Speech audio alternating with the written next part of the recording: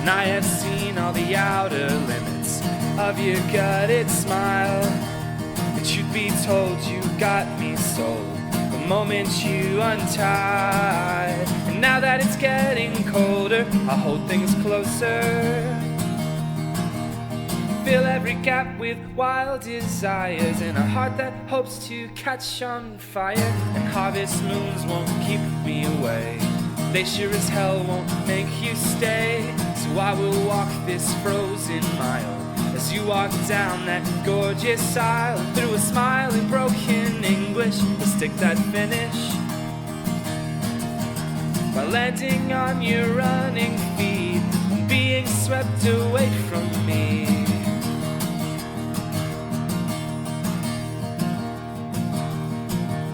I guess that we are two meant for traveling.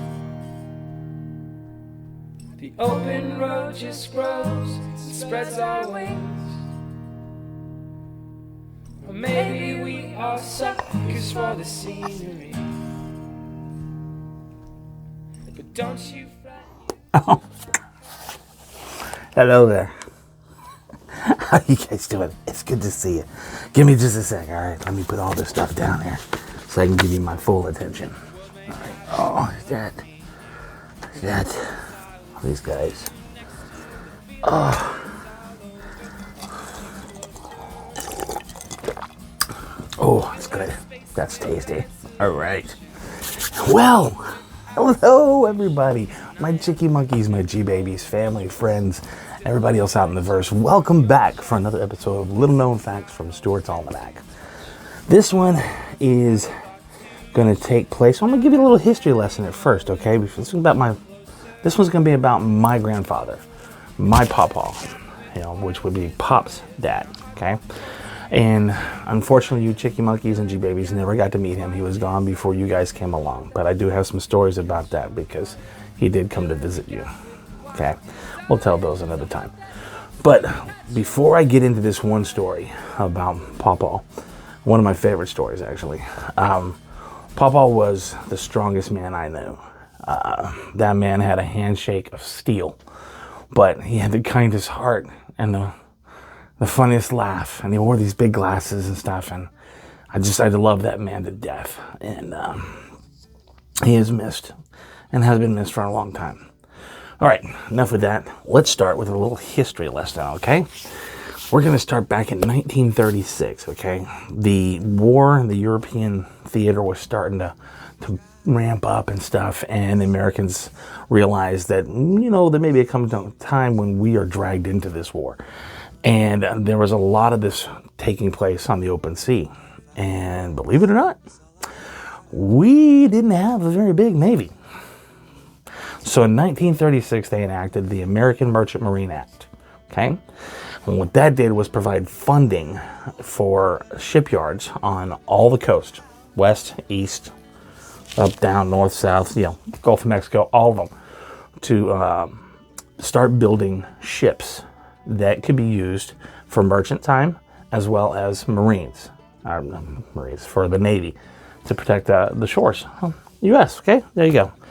So what that act did was it helped increase the number of shipyards on all coastlines, including the Texas Gulf Coast. At the time, we only had 7 small shipyards, which ramped up to 10, and the largest one being the Todd Shipyards out of Houston and Beaumont area, okay? So what this did was they started building what were called the Liberty Fleet, okay? They used 2 models of ships that were the easiest and not necessarily easiest, but the best for them to build rapidly. They could carry military equipment, soldiers, troop transports, and everything like that, and also be used for merchant times. So the first one was called the Liberty series, and then there was a Victory series, okay? So during the time of this great push for the Merchant Marine Act and the time of war and the shipyards increasing, they built over 6,000 ships in the Liberty Fleet. That's freaking amazing. 6,000. Now here is what ramping all this up did, providing all the money did, and all the jobs and stuff did. At the time, in the 1930s, 36 area, it took 394 days to build a ship on average. 394 days. That's over a year to build one ship. What happened with this Merchant Marine Act and the explosion in the shipping industry at that time was that dropped that rate down to 39 days. 394 days down to 39 days. And with all the ships being built during that time period, the United States produced one ship almost every 1 to 3 days. What? We were kicking ass building ships, man. The Texas coast, our 10 shipyards, produced over 1,000 ships. 1,000 of the Liberty fleet were produced in the Texas shipyards down in the Gulf of Mexico. Okay? Now, take that history and let's look at the time. Papa, they were living in Forney. Pop had just been born in 42. The war was raging on and they needed more ships and stuff. So Papa picked up the family and moved down to Beaumont, Texas, and became a supervisor on one of the shipyards because Papa was very mechanically inclined and very engineering minded. Okay, he eventually went on to hold several patents for pressure regulators in the oil industry. And that's what took care of the family for the longest time. His company and his patents did that. Took care of him until he was able to retire and everything. So he did very well. Very, very, very well. Okay. And he was very mechanically minded and engineered minded. Okay.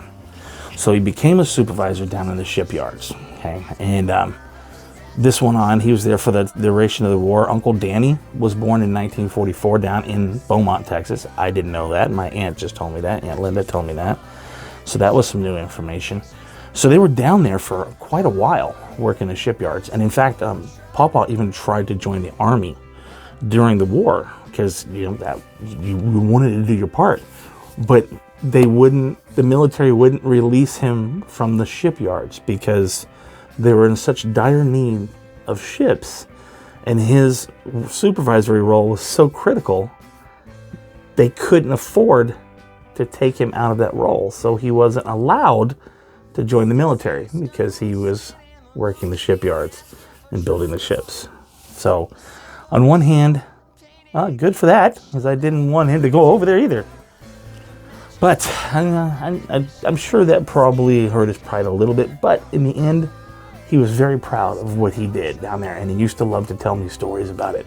And so here begins my favorite story about the time that Papa worked down in the shipyards. Okay, as a supervisor, all right, you are responsible for the build of the ship, and when the ship is built, you have to take it out for 3 shakedown runs. Okay, 1, 2, 3 shakedown runs out in the Gulf. Okay, 5 to 10 miles out, and it runs around for a whole day or two. And he's riding the ship, checking everything out while it's doing the shakedown runs to make sure the ships are seaworthy. Okay, that makes sense, right? He used to love to be out on the water. He loved the Gulf. He loved the water. And he would ride up on the bow of the ship when they were breaking waves and everything. And he said he just used to love to just sit there and feel the wind in his face, smell the salt air and the water spray and stuff. He loved it. He loved it. Well, one ship, they were out doing the shakedown run. And he's up on the deck, and Papa was a little hard of hearing because of the machines he worked around his entire life, So at first he didn't hear all the klaxons going off, the alarms going off, the below deck warnings and stuff. And he just happened to notice out of the corner of his eye, people were running back and forth across the deck and waving at him. And he turns around and they're waving to get down below deck and pointing out in the water just over and telling him to look down. So he leans on the rail and he looks down over the rail. What does he see? He told me about 15 to 20 feet out from the side of that ship. Torpedo.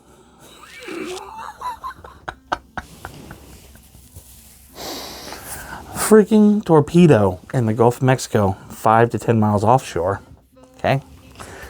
Now, historians have told us for years. And I remember in school, they specifically said during the war, World War II, there were absolutely no U-boats or submarines or any ships from the enemy in the Gulf of Mexico. Now I ask you, Pawpaw leaned over the railing and saw a torpedo shoot right by the boat circa 1944 in the Gulf of Mexico, 5 to 10 miles offshore. Why would there be a torpedo coming towards a ship, and who would actually be shooting that torpedo? That's right. There were German U-boats in the Gulf of Mexico just off the shore of Galveston Bay. Yeah. So don't believe the historians. But Pawpaw said he saw that and he about pooped himself.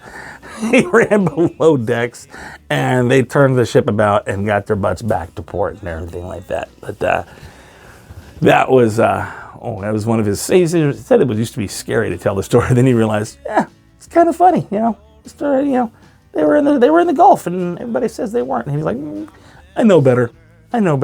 So now you as well know from a first-person account or second-person account, whatever, of somebody that was there and saw a torpedo, and your great-grandfather almost got blown up by a torpedo. Oh, my damn. Anyway, I've got more stories about Pawpaw, and you'll hear about those as well later on. But I hope you've enjoyed this, a little history, and a little history of our family, and an interesting story as well. And we have a lot of them. We have people in our immediate family that are changed history for literally the understanding of Mayans and Aztecs. We have one of us actually had a major role in landing on the moon. Can't believe that or not.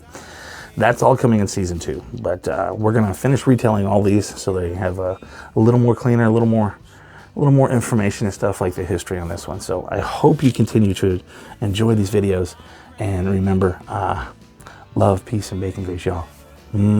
Bacon. See you next time.